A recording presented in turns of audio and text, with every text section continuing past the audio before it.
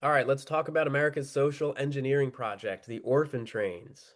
Between 1854 and 1929, over 200,000 children, many of them not orphans, were shipped from New York to rural America.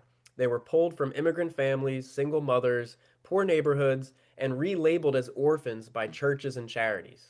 Why? Because poverty, race, or language, meaning simply not speaking English well enough, made their parents unfit in the eyes of the system. In some cases, nuns or social workers would simply tell parents the child was being temporarily cared for, then the child was never returned. And once those kids were on that train, many of them never saw their families again. They were paraded at train stops, chosen by farm families like livestock. Siblings were split up, names were changed, records were falsified or lost. They weren't adopted, they were absorbed. And if that's not bad enough, it gets worse. These kids didn't just lose their families, they lost their lineage. Once in these homes, or worse, poorhouses and state institutions, many were funneled into systems where forced sterilization was legal. IQ tests, eugenic screenings, institutional reform, these were all tools to decide who deserved to have children and who didn't. Some were sterilized without their consent. Some were labeled unfit for no reason other than poverty or having an accent.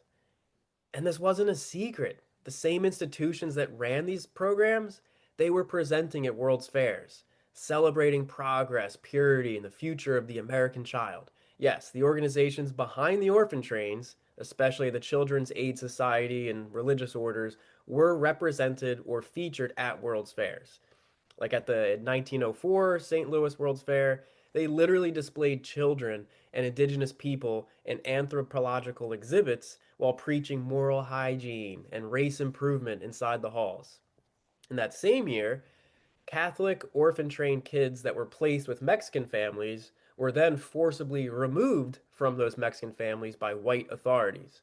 The landmark case for this, if you want to look it up, is New Mexico, XREL TJ White v. Phillips, it's like in the 1920s. The Supreme Court of New Mexico, not the US Supreme Court, upheld the removal, siding with the Anglo authorities over the Mexican American foster parents. So while America put its best face forward in the grand exhibition halls, behind the curtain, it was rewriting identities, erasing families, and reshaping generations, all in the name of progress.